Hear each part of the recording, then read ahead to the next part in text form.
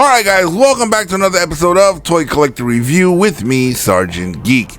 And today we're going to be taking a look at two more vehicles from the Micro Galaxy Squadron collection.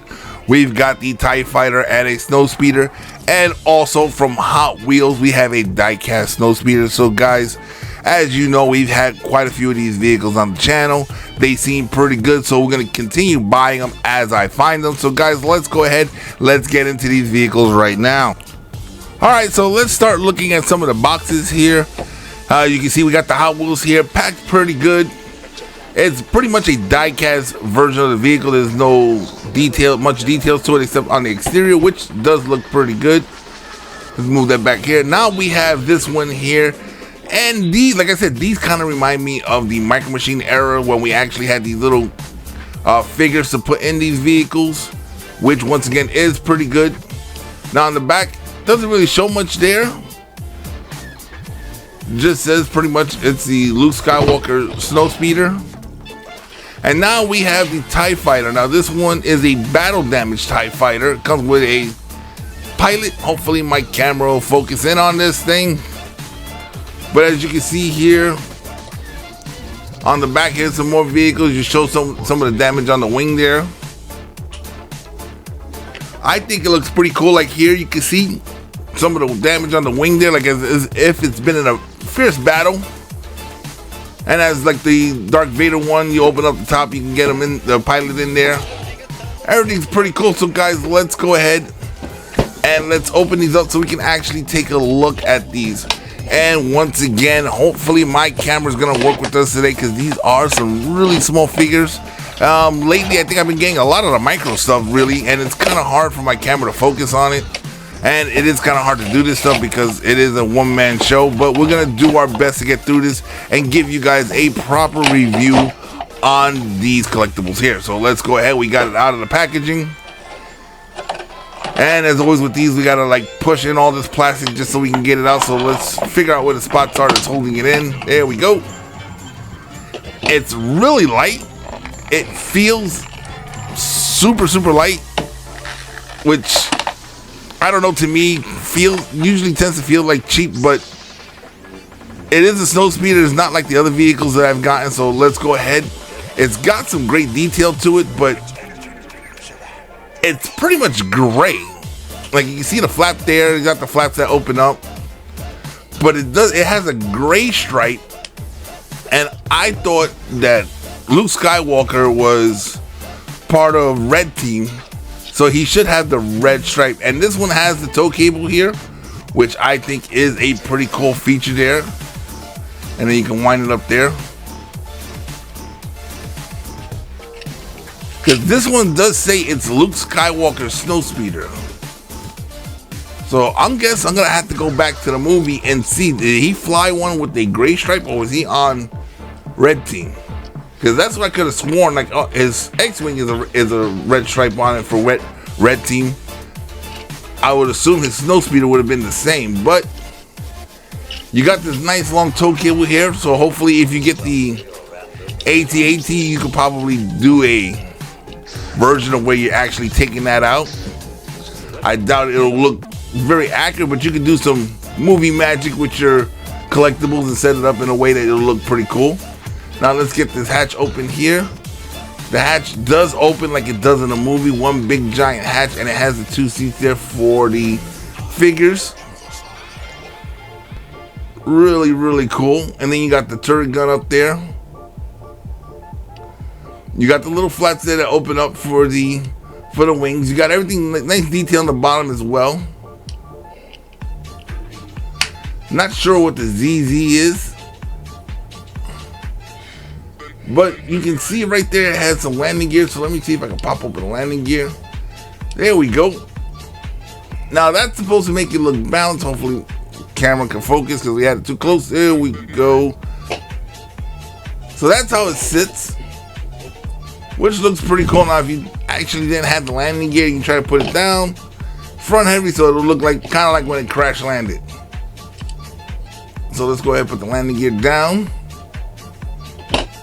There we go. Now let's see if my camera will work with us so we can actually get some of the details on these little minifigures, because they do have some detail to them. and I would like to get that across. Hopefully my camera will work with us today.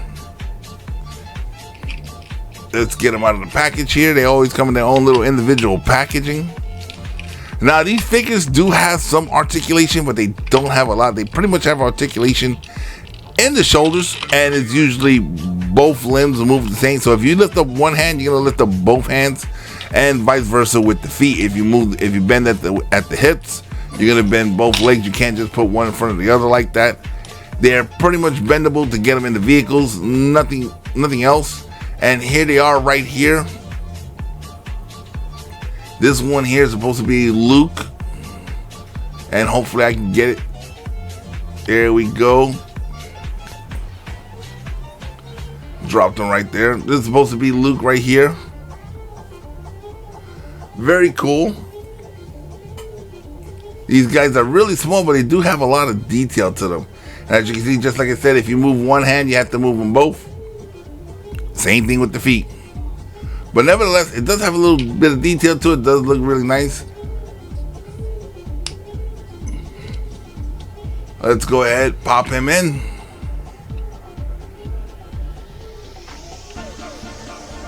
And once again, my camera wants to get out of focus.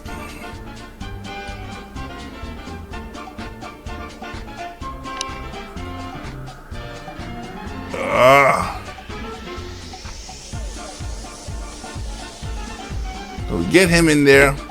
Now let's take a look at the other figure here. This is the co-pilot. Doesn't really have a name. Let's get this focusing going. Come on, come on. It always focuses on the background and doesn't focus on the figure. All right, guys, so that looks a little bit better, but you can see the co-pilot here. Oh, there goes the camera. Oh. But just like Luke, you got the same articulation points. Let's set him up so we can get him inside the cockpit here.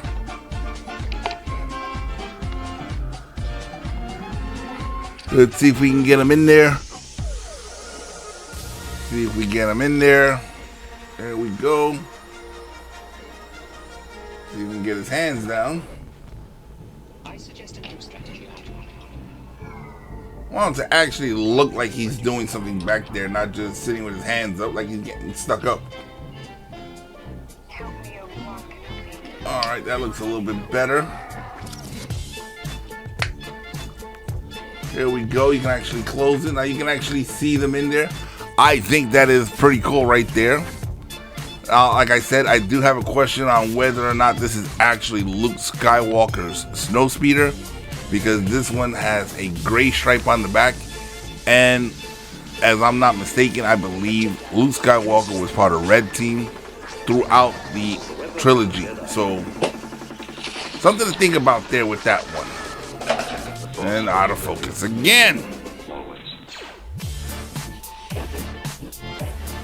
Now this one here, once again, is supposed to be of Luke Skywalker snowspeeder, and as you can see, it's got the proper striping on there for it.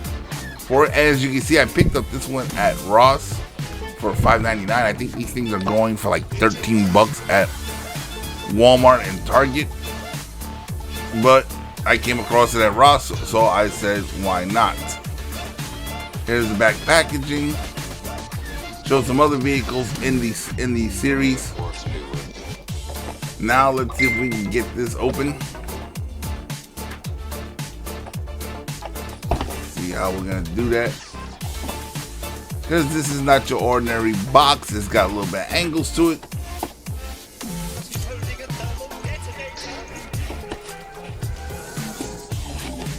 Oh.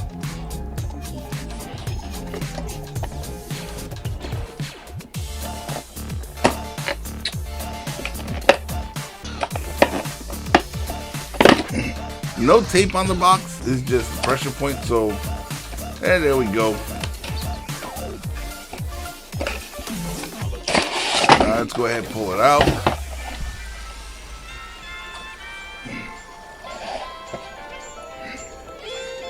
Now in here, in this little small box, we got the display stand that comes with the snowspeeder. It's a two-piece stand you can actually put down, so this way if you want to actually pose up your vehicle, which I think those are pretty nice to actually have these stands. So you can pose up these vehicles looking really cool, and it actually has what type of vehicle it is on there. So if somebody comes by your collection and sees vehicles, they don't have to sit there and ask you 1,000 questions of which vehicle's this, which vehicle's this. If you have a bunch of them, has the name right there. Now let's get this guy out of this bubble plastic here too. Let's see, come on.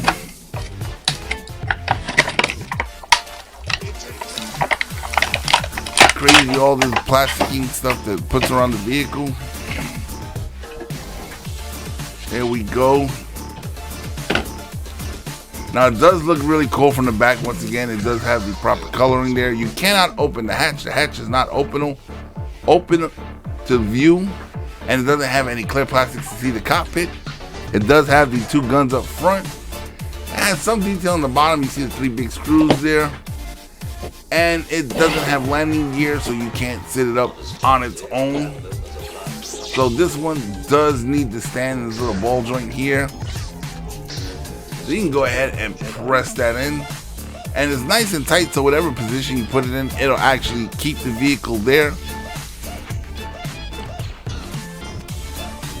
There we go. So actually keep it there. And since, like I said, it's on a ball joint, you can pivot the vehicle in a few different ways. So if you want to change up the view of it, or whatever the case may be, it's your collection. You display it how you would like to. But I think it's pretty cool, especially these right here. Now we got one more vehicle to go through, and this is the Battle Damage TIE Fighter. Now this one, there's not much difference in this one except for the battle damage as opposed to the Darth Vader one. As you can see there, it says battle damage. That's the only real difference between the two. All the features that are on the Darth Vader TIE Fighter are pretty much on this one as well. Like I said, the only difference is it's got some damage to it. So let's go ahead, open it up.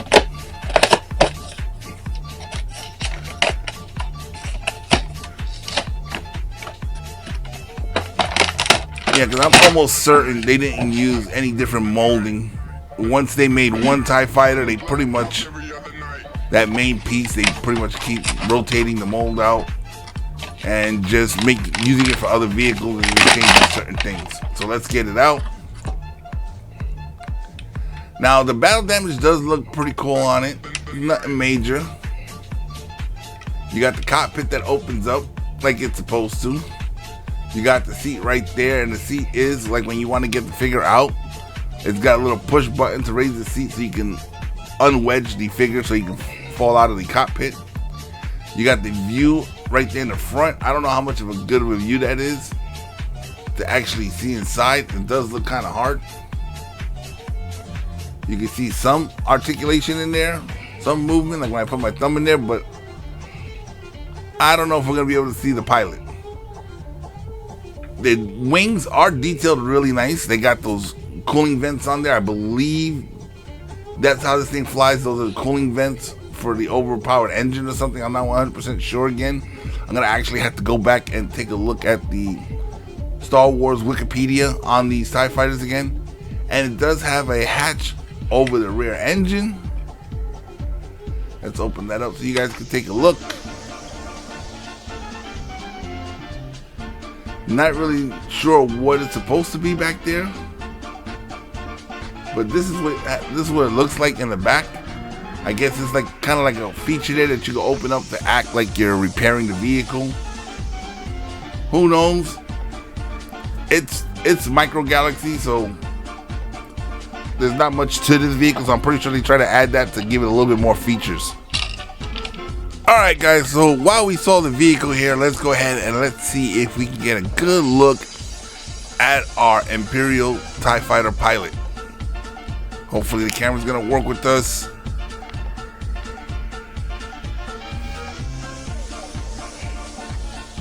Alright, it looks like we got him in focus here.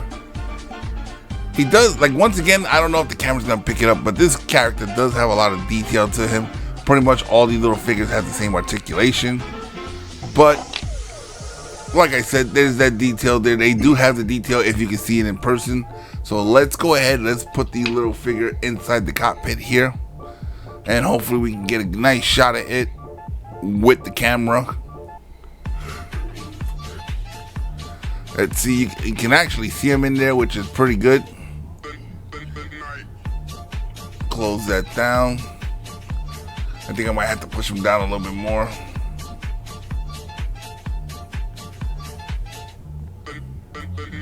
He might be hitting the hinge right here.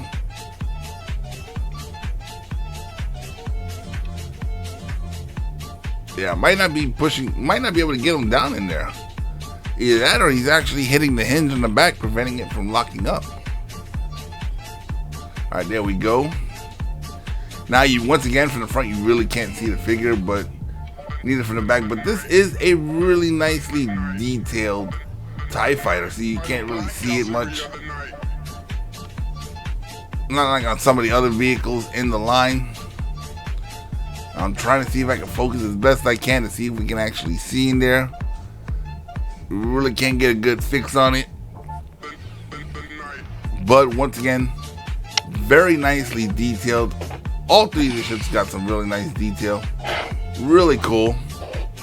They're going to be a great addition to the collection here, guys. And I think that's where we're going to end the video for today. After these messages, we'll be right back.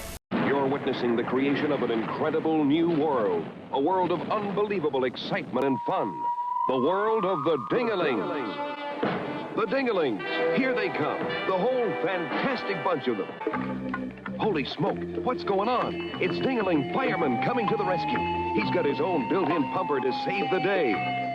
Dingaling Shoe Shine gives you the brightest shine you've ever seen. Dingaling Answer Man's got all the answers in his head.